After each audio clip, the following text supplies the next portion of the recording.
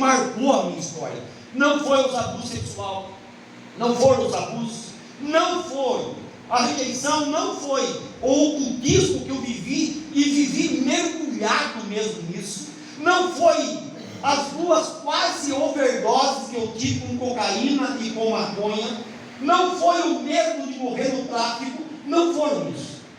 Foi quando eu tinha para 10 para 11 anos de idade. Vocês lembram que antigamente não tinha banheiro dentro da casa? Era uma privada, uma privadinha. O meu pai andava com um punhal aqui de prata e um 32 aqui a classe. E quando ele chega na nossa casa, eu com a minha irmã de 17 anos e mais os 2 irmãos que também não conheceram a nossa mãe, morávamos no fundo, uma casa separada, de madeira também. O nosso pai chega e ele vai na privada fazer as suas necessidades. E na privada, para quem lembra, conhece, ela fica ali com o xixi e com aquele cocô, tudo curtido ali dentro. Ali tem larvas, tem aqueles vermes ali que ferve aquilo lá. O nosso pai derruba um punhal lá dentro. E ele derruba um punhal lá dentro e aquela casinha de água, ela era removível, então tirava para fazer a limpeza, ou então tirava para pôr um outro buraco quando aquela fossa enchia. E aquela fossa da nossa casa estava metade cheia de fezes e cocô curtido. Aí o pai chama os 3 filhos, eu, o João e o Amadinho, e faz uma proposta para nós: se um de vocês 3 entrar aí dentro, eu vou dar um cruzeiro. O pai era rico, mas a gente passava necessidade, passava vontade de comer um doce. Vocês lembram aí daquele doce de triângulo, que tinha umas arminhas, lembra? Uns soldadinhos. A gente comprava o doce só pensando no brinquedo. E aí então eu comecei a fazer um projeto com um cruzeiro. Vou sentar debaixo do pé de mamona, vou trazer os meus irmãos e nós vamos fazer um piquenique. Entrei dentro daquela fossa. O cocô e o xixi bateu aqui, de uma criança de 10 para 11 anos de idade. O cocô e o xixi, ali curtido, os vermes começaram a subir. Eu procurando com os pés o punhal do meu pai, e eu tinha que ficar fazendo isso para tirar. O meu pai me colocou lá dentro e entrou para dentro de casa. Quando eu encontrei o punhal com o dedo dos pés, eu tentei puxar, mas não consegui. Então eu tive que inclinar completamente, e quando eu inclinei toda a minha face, ela foi no cocô curtido no estilo. E os vermes vieram até aqui. Encontrei o punhal, entreguei na mão do meu pai, estendi as mãos. Meu pai virou as costas, entrou para dentro de casa e me deixou dentro da fossa. Aquele dia eu entendi que o punhal do meu pai tinha muito mais valor para ele do que a mim.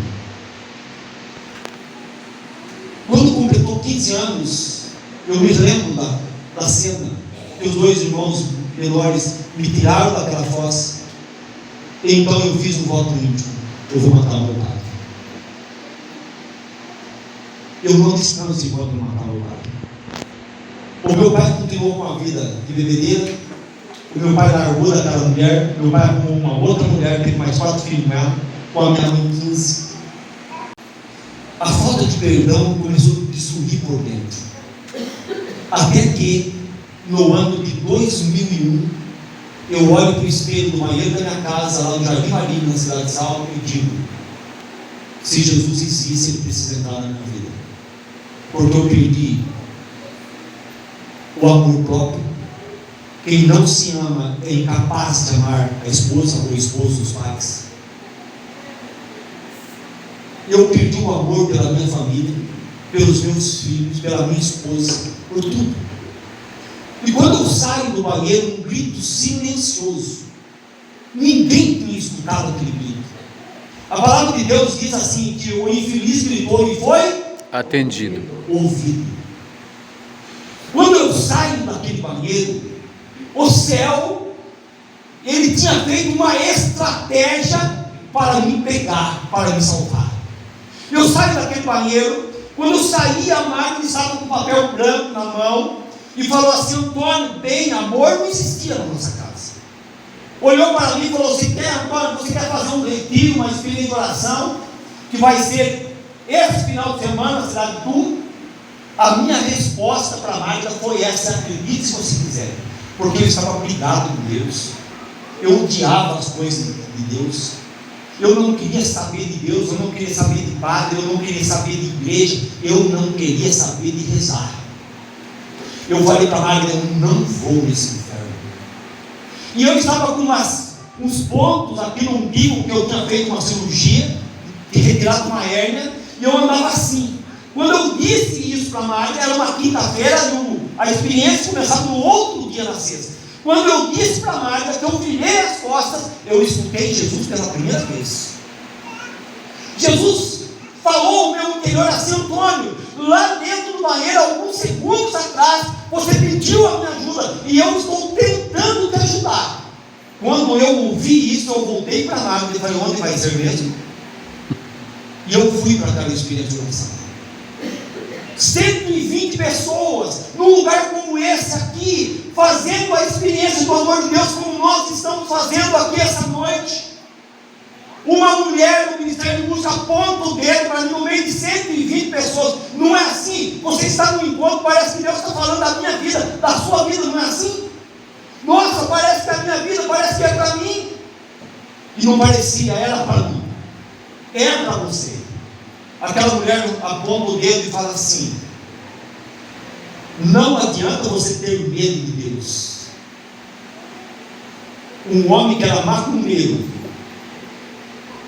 um homem que estava no tráfico, mergulhado nas drogas, estava com medo de Deus. Eu peguei, olhei para ela e falei assim: não é possível que essa mulher me conhece. De onde essa mulher me conhece, Jesus amado? Já passou um pensamento: eu acho que eu vou matar ela. Aí, passados alguns minutos, ela torna a apontar o dedo para mim. Nessa hora eu já estava querendo quebrar o dedo dela. E ela fala assim, e eu não sabia nada de Bíblia, nada. E ela aponta para mim e fala assim: Filipenses 2:10. Ao nome de Jesus, dobra todo o joelho, no céu, na terra e nesse inferno que você vive. Apontou o dedo para mim de novo. Naquela hora eu caí de joelho no chão. E eu falei assim: eu te aceito como Senhor e Salvador da minha vida. Quando eu me levantei ali com 5 minutos de experiência de oração, de um menino que tinha vivido 34 anos no lodo, na fossa. Olha, o demônio me levou por muitos e muitos lugares. Mas por que o demônio não destruiu o meu matrimônio? Por que o demônio não destruiu a minha vida? Porque tem um segredo maravilhoso que eu quero te contar. Quando eu me converto, eu procuro uma das minhas irmãs e eu pergunto: como foi a minha vida? Eu não sabia nada da minha história, porque na psicologia, na psiquiatria dizem que quando nós sofremos muito, nós anulamos a nossa história. Nós engavetamos a nossa história. E aquele dia, meus amados irmãos, eu peguei e olhei para a minha irmã falou: Antônio, ela me chama de Tonho, eu vou contar um segredo para você. A minha mãe, a nossa mãe, quando ela sabia que ela ia morrer, ela olha para mim e fala assim: busca uma imagem de Nossa Senhora Aparecida, traga aqui para mim. Quando aqui a minha mãe, no leito de dor, me carrega aqui, ali deitada, me põe aqui, um menininho ali com um ano e pouquinho, e na outra mão a imagem aqui de Nossa Senhora Aparecida, e ela olha para Nossa Senhora Aparecida e olha para mim. Ela olha para Nossa Senhora Aparecida e fala assim: mãe, eu sei que eu vou morrer daqui uns dias, eu sei que eu não vou poder cuidar do Antônio, mas eu sei, mãe, que a senhora vai poder cuidar do Antônio muito melhor do que eu poderia cuidar se eu tivesse com saúde. Passado um dia, minha mãe falece. Aí então, naquela experiência de oração, eu começo a mergulhar em Deus, Uma pregadora, sem nunca ter me visto, ela olha para mim, sem eu ter crachá no peito, sem eu ter nada, nunca ela tinha me visto. Ela olha para mim e fala assim: Antônio. Eu falei: mas como que ela sabe o meu nome?